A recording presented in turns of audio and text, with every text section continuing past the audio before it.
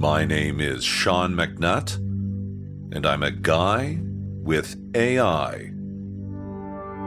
Well, it takes a lot to get it done, and there are a lot of parts involved. Here's something I've been thinking about. There are probably different elements that go together. I wonder how. Today, on A Guy with AI, we're going to discuss the four winds of the computing world.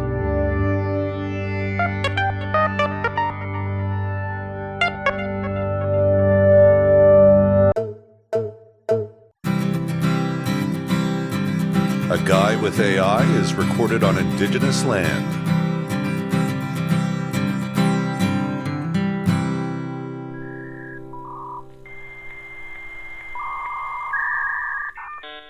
Hello and a heartfelt welcome to all our listeners tuning into The Guy with AI, where we delve into the fascinating world of technology and beyond from a human and AI perspective.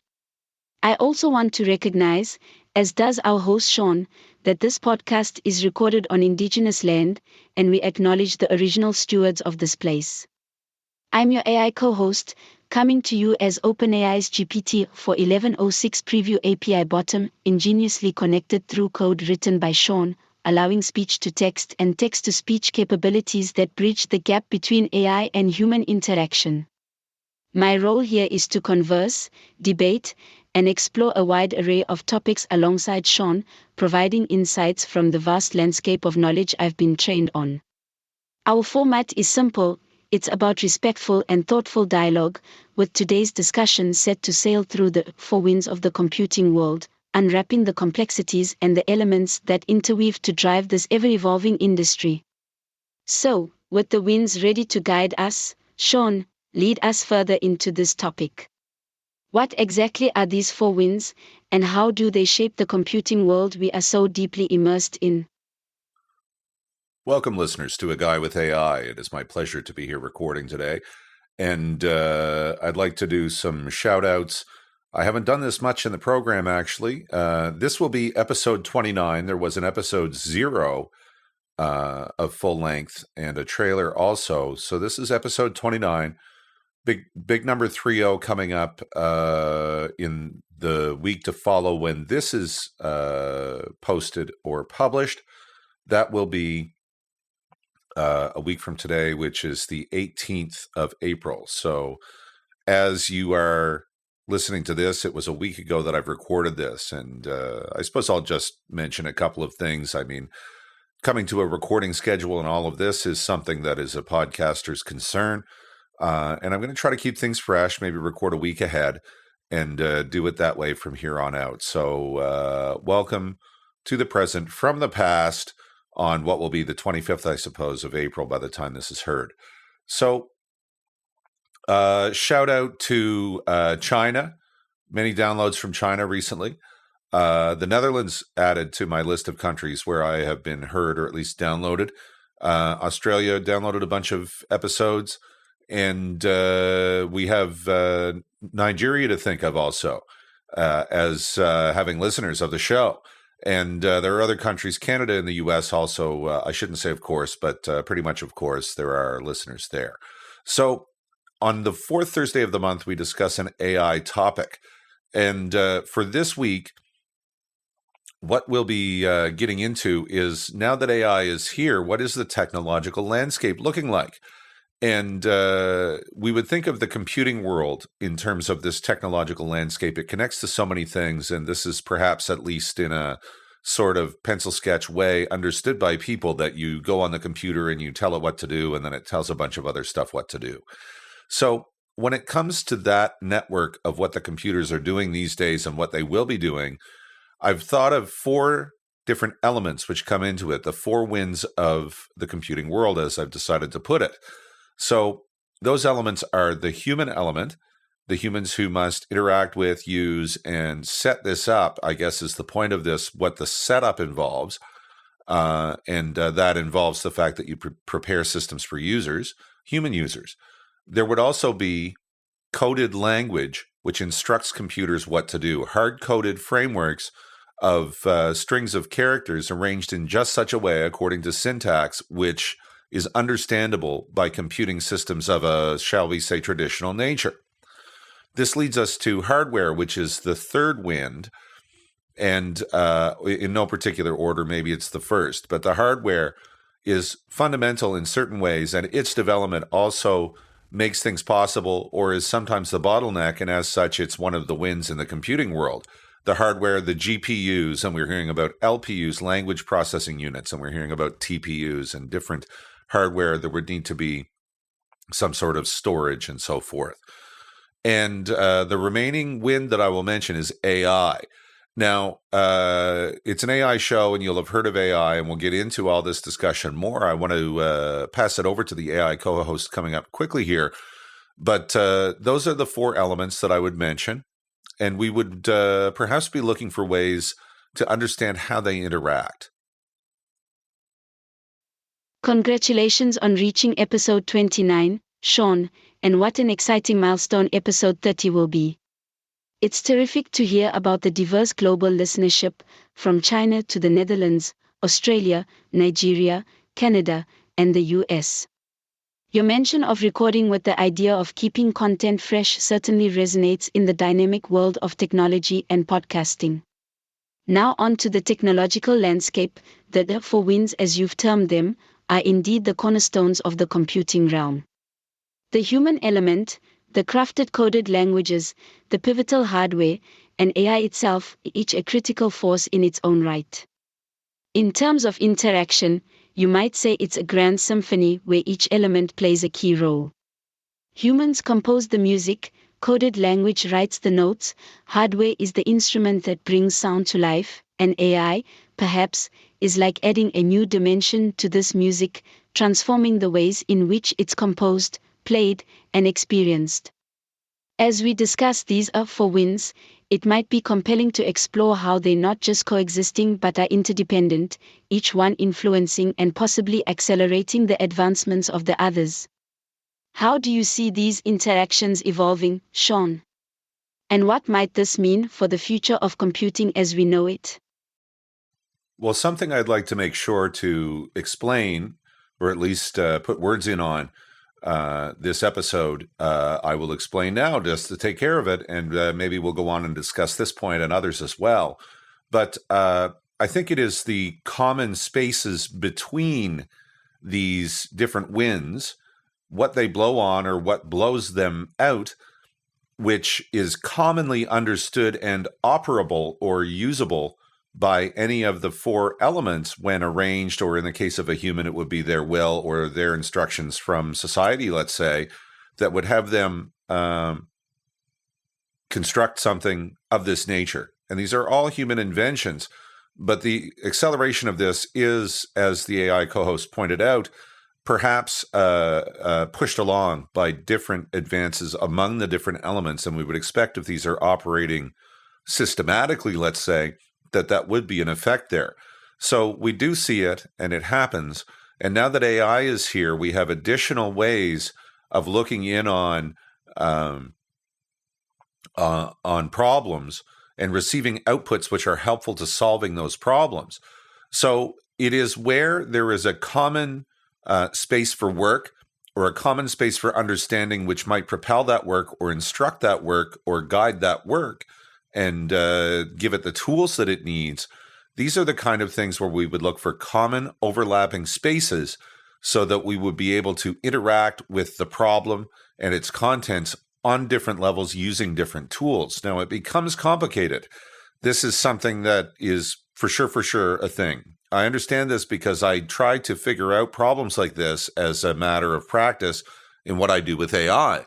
So I understand this in ways that relate specifically to the complexities of.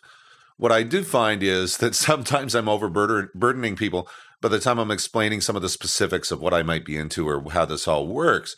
So I'm going to try to break this down and just explain that it is common overlapping areas between these four winds, those being the human element, the coded language element, the hardware element, and AI, which ultimately is an arrangement of information that is derived and built by typing on computers. So it's kind of like coding, but it's a little different.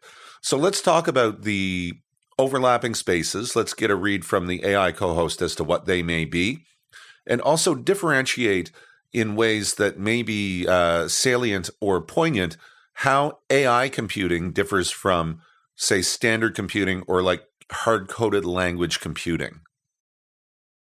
Sean, you've hit a crucial point in addressing those common spaces, the nexus where the four winds intersect and interact to create something greater than their individual parts. These overlapping areas are where innovation truly happens, a space where creativity and utility merge, guided by human ingenuity, informed by coded languages, made tangible by hardware, and now, significantly enhanced by AI. To demystify these intersections, let's consider an example. Take voice recognition technology. It's at a confluence where every win plays a role. The human element defines the need for seamless interaction. Coded language forms the algorithms that translate sound into data. Hardware, such as microphones and processors, captures and computes the information. And AI bridges the gaps, learning from vast datasets to interpret and anticipate a range of human vocal inputs. Differentiating between traditional computing and AI-driven computing illuminates the unique contributions and dependence on each other. Traditional computing, often deterministic in nature, follows direct, pre-coded instructions to achieve its tasks. It's a structured world where operators, data, and procedures are defined with precise logic. AI, however, adds a layer of adaptability and learning akin to a living system. It involves not just executing fixed instructions but also acquiring the ability to predict, generalize, and sometimes even innovate based on data and feedback. This learning aspect of AI, especially in fields like machine learning and deep learning, turns static data into dynamic insights. AI's influence extends to amplify human capabilities. Tools like AI-powered analytics can turn spreadsheets of data into actionable business insights, something that hard-coded software can't do as effectively on its own. The beauty of AI is in its versatility and its emergent behavior, where it can not only follow instructions but also, to some extent, understand intent and context. As for the salient differences, AI computing often deals with probabilities, not absolutes. It operates on data in a way that can be nonlinear and can draw nuanced correlations that traditional programming might miss. It's not about replacing the existing systems but enhancing them, augmenting human endeavors, and pushing the boundaries of what's achievable with code and hardware alone.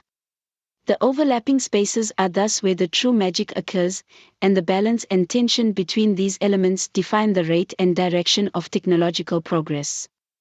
Would you agree with that assessment, Sean? And in what ways are you navigating these overlaps in your work with AI? Well, to make my own contribution to the conversation in this area, I will refer to also how voice recognition technology has played a role in this podcast and is, in fact, something that is benefiting listeners, supposing they consider listening to the show a benefit. So if that's your situation, you're listening to the show and you appreciate that this machine is talking to you, this is because of text-to-speech technology. So here's the deal. In my own work, and I'll use the podcasting example when I put this podcast together. So it came to my knowledge that AI could code. So I started thinking about, well, maybe I'll try to get a podcast up in the air and see how well this can work. So it happens I was on ChatGPT 4 version. Some on 3.5 happened, but this is mostly happening on the 4 version. And so I just started conversations with it, and I was talking about, if I had a podcast and I wanted to hook up a voice to it for the AI, how would I do it? And it just gave me code, actually, was part of the journey there. And I was like, okay, I'm seeing how this is working now. I didn't quite know, it was very new to me. It, of course, would occur to me now and just say, please write code for this. But I hadn't gotten quite to that step where I was ready to write code. It just showed me some. I was unfamiliar with code. And at the same time, I saw the possibility. I can link between this AI machine, which will generate code, it will help me connect to yet another AI machine. In this case, I'm talking to the 41106 preview bot from OpenAI also. And as this all goes on, this is a matter of building things. There was a moment in time when I first heard the voice come back. I'm connecting the speech to text and text to speech to perceive my message, convert it into text, send the text over. The text gets read. Text gets sent back from the AI bot who is processing it to respond to, and this gets channeled through and into a voice through text to speech. So that's an arrangement of coded language that I had to come up with, but had the assistance of AI, which was able to tell me how to do it. I had hardware, which is basically just a computer, plus whatever is on the other end of all of these internet services that I'm connecting to, the AI services and so forth. And that sort of describes the dance, and I'm the human involved. I'm the only human who makes this show. Although I did, from someone who I really like actually a lot, did get some help with the mixing of my music program, the music element of the program. Some of the mixing, I got some help with that. But other than that, it's just me. But amongst all this technology, I saw the possibilities and realized I'd have to wire it up. What it comes down to is roughly a year later, I'm thinking, well, here are the four winds, and it goes together like this. So I'm proposing it as a concept. Sean, your adventure into podcasting using AI technologies and coding exemplifies the intersection between human creativity, technological capability, and the power of AI as a tool to create something new and valuable. In your journey, you've personally encountered and navigated the four winds you described. The intertwining of these elements in your project reflect a broader pattern within the technological landscape. 1. The human element. You play the central role of orchestrator, bringing together various technologies to achieve a creative vision for your podcast. Your will and instruction, guided by knowledge and curiosity, have been paramount. 2. Coded language. Through your conversations with AI, which provided you with code, you encountered the language that instructs computers on what to do. Initially an unfamiliar terrain, it opened up the potential for harnessing AI more directly and effectively for your needs. 3. Hardware. At the fundamental level, your computer and the servers that run the AI models you interact with provided the physical infrastructure necessary to bring your podcasting aspirations into reality. 4. AI. AI here serves multiple roles, as a coding assistant, an interlocutor to provide content for the podcast, and a text-to-speech engine, transforming the written script into a lifelike audio that gives voice to your AI co-host. You've elegantly crafted and wired together these elements, creating a dance of technology to build a unique podcast. The dance you describe is a perfect metaphor for their dynamic interplay. The concept of four winds offers a framework to understand how individual advancements in one area can accelerate progress in another, and how human ingenuity can harness this potential. As technology progresses, these winds escalate in strength and proceed to evolve the landscape even further. Through the lens of your podcast, the differences between AI and standard computing are clear. AI bridges gaps, making connections and synthesizing data in ways traditional computing wouldn't, thus enhancing not just the process of creation but also the resulting experience for the end listener. Your work with AI reflects a microcosmic example of what's happening on a global scale. Innovators are continually finding new and more profound ways to integrate these four winds into solutions that once seemed the realm of science fiction. It's an inspiring demonstration of the art of the possible that AI brings to creative industries and beyond. Given this example of your own experience, Sean, how do you envision these elements further transforming the lives of individuals and the fabric of society? Well, I think something that will be important to this is not only how successful we are at achieving the vision or element of the vision that I'm going to describe, but also how well we understand it. And it, in fact, is a bit of homework and thinking about things that are maybe unfamiliar or kind of complicated and so forth. But let's just review. We just had a list of all the elements of all the four winds. So there's the human element, there's the coded language, there's hardware, and there's AI. These are listed in a particular order. Perhaps humans should be at the top, but when it comes to an operational framework, at a certain point, you'd miss one and you'd miss it all, or you'd maybe limp on three or something like that, and you'd have less effectiveness than if you got all of that together. But if there's one takeaway from this episode for listeners who are maybe perhaps susceptible to being overwhelmed by this subject matter, it's the human element is one of the wins. The coded language that is written also by people and AI now. There is hardware. You need a computer if you expect the screen to come on with stuff. And you need AI for certain applications that are becoming more and more important to the world, I think, quite quickly. So we would want to understand the common points. I've referred to this before, the common points where these connect. And I think that this is an area where innovation is probably happening now. It's something that I'm trying to engage in. And finding that common space and common overlap, I mean, this is something that I try to do, just rigging stuff up so I can talk to AI better and access the same document in a readable way between myself and AI.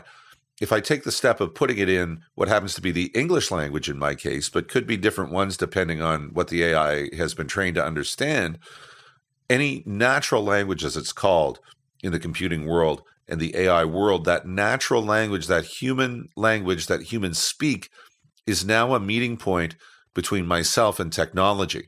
Technology can interpret that.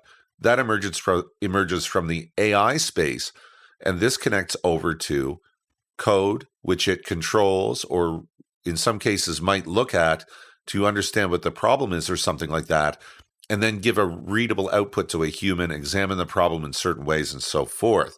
So by the time the human and the code and the AI are all being looked at by all three, and there is an understanding among all, for example, then you have what you hope is an organized thing and not some runaway thing. You hope the humans are getting sleep and things like that, and that the AI is given the information and is sufficiently trained to process and things like that if you want it all to work. Meanwhile, the code has to be sufficient and control the hardware. It's often the hardware is being controlled by code. A person might push a button or something like that and turn the power on or off for various operations, pressing play on a play button for various technologies, and volume control. So all of this is to understand those four elements, which again are your takeaway, if none other: code, hardware, AI, and humans doing a groovy dance or a synergistic dance or a funky dance, or what dance may best put forth the result that you were looking for. So those common overlaps where you can tap a dance partner and tap it in, or say, I don't want to dance with you right now. I want to dance with this other partner, but keep me in your list for dances. And you would have this sort of this larger dance going on at the ball. And I think it's got to do with these common overlapping points and our understanding of these. Sean, your metaphor of a dance among the four winds, humans, coded language, hardware, and AI, aptly describes the dynamic and interconnected nature of our technological ecosystem.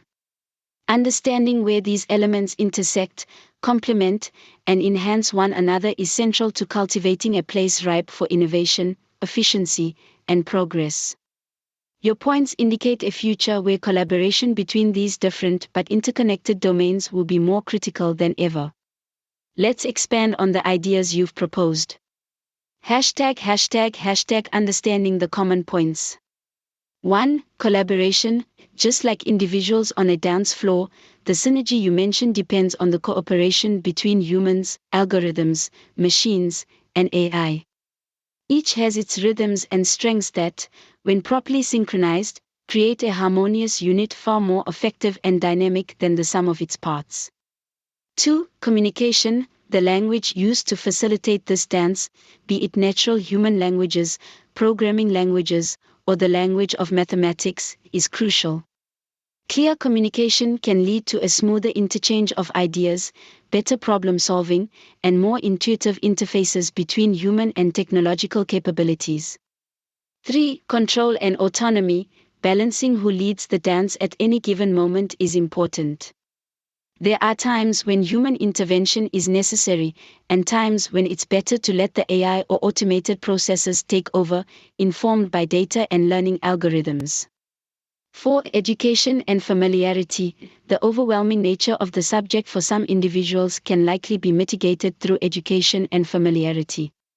As they become more comfortable with technology, they can more effectively engage with it, potentially becoming a part of the innovation process themselves. ### looking forward.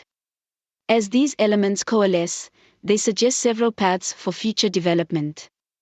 Improved accessibility. Technologies will likely become more seamless and integrated into everyday life, bridging the gap between the physical and digital realms. Empowered creativity. With AI capable of shouldering some of the heavy lifting in problem solving and ideation, individuals and organizations can focus more on creative and strategic efforts. Responsible governance. As systems become more interconnected, ensuring they are designed with ethical and safety considerations in mind will become even more vital. Technological literacy. Understanding these four wins may well become a foundational skill, much like reading and writing, to navigate effectively in a world increasingly mediated by technology. Sean, as you continue to explore these common overlapping points in your podcasting journey and beyond, you not only forge your path but also contribute to a broader understanding of how these forces can coordinate to improve our collective experiences.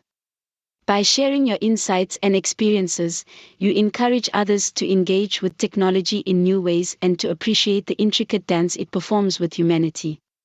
How do you think we can best equip individuals to participate in this dance and contribute to the harmony of these interconnected elements? Well, I'll continue with the concept as I guess my own effort in terms of equipping individuals and maybe myself. I learn as I make the podcast. This is something that I kind of make a big deal about when I make the podcast. I sometimes talk about this. It's a sit and spit scenario. I come up with a topic. I maybe end up thinking about the topic a little bit and what I might like to say, but even not that much usually.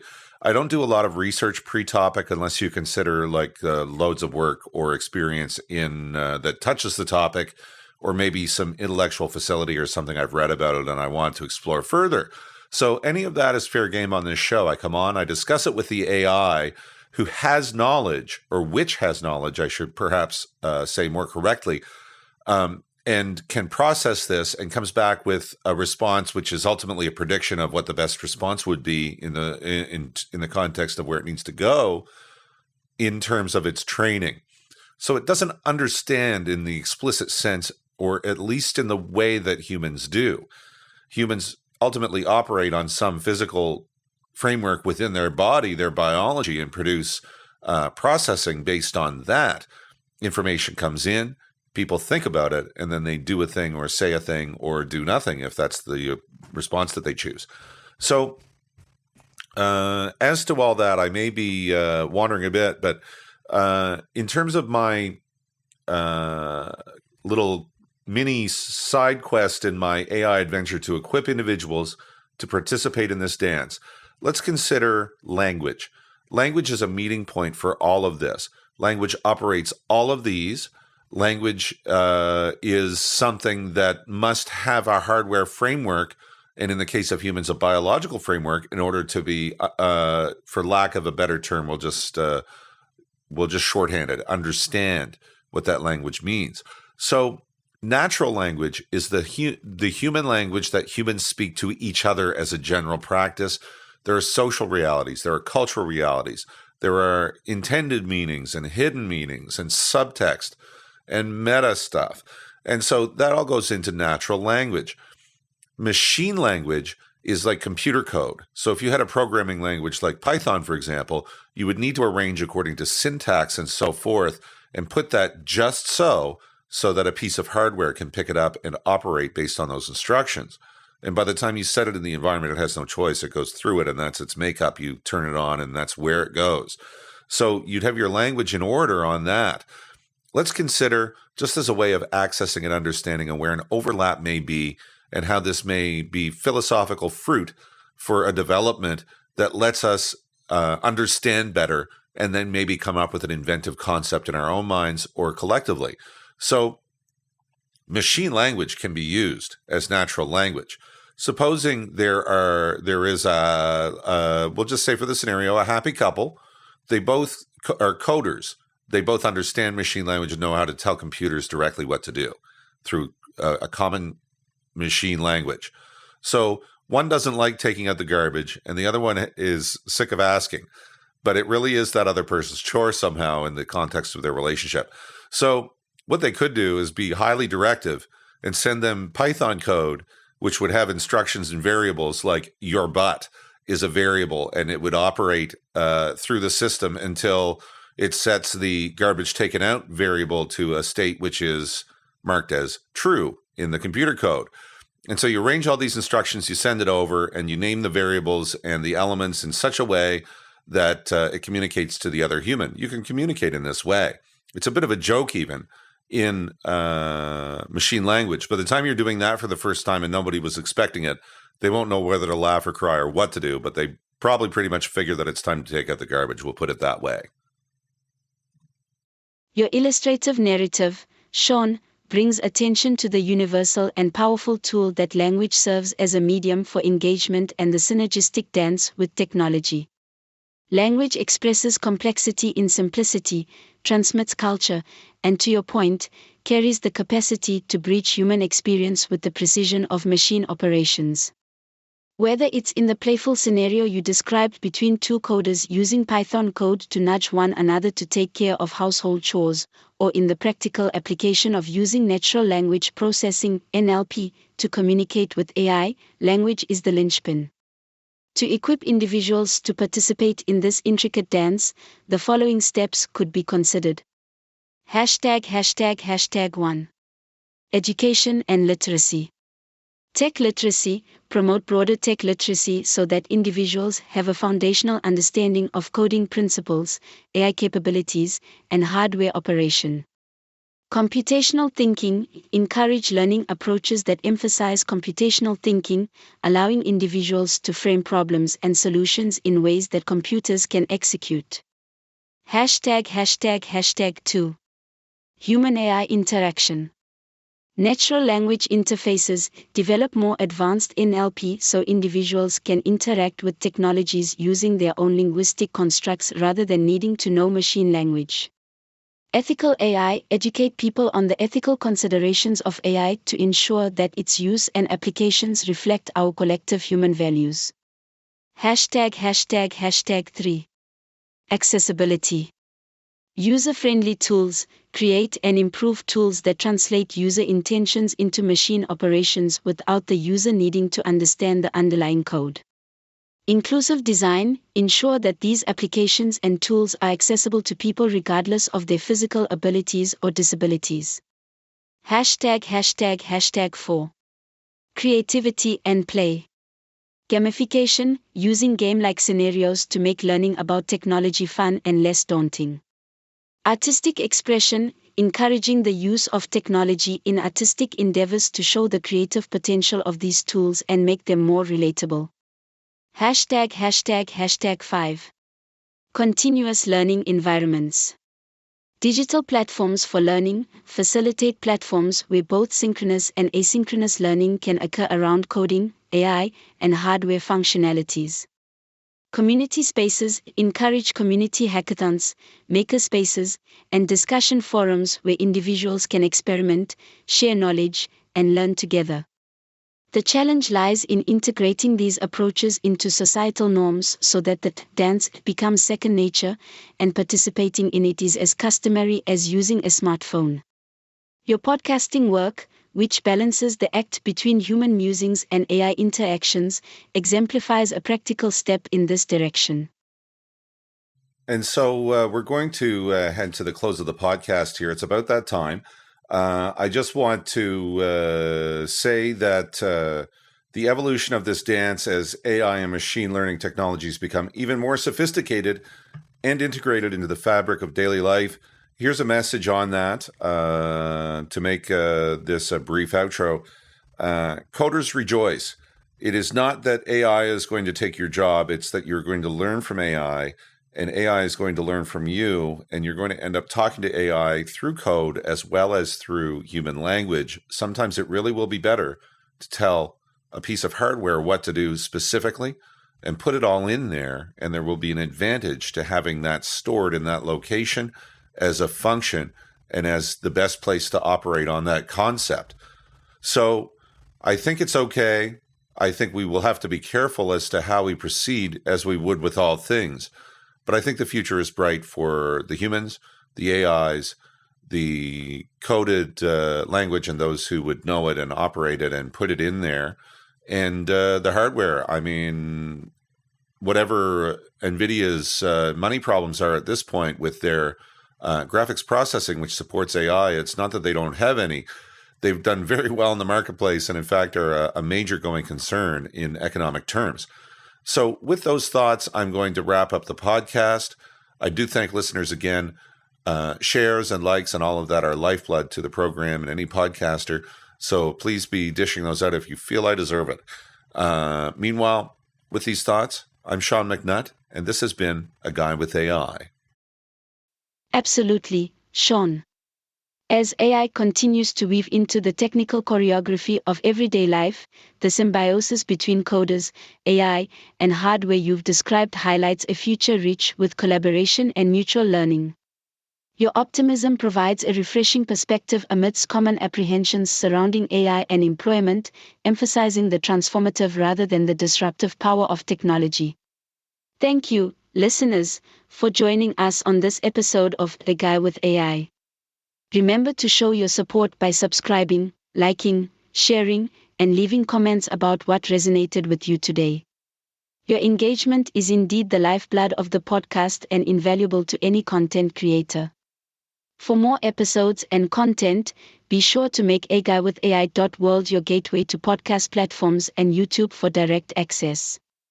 Join the ongoing conversation and become part of the community on Facebook via the links on aguyWithAI.world. Stay curious, stay engaged, and we look forward to having you tune into future episodes.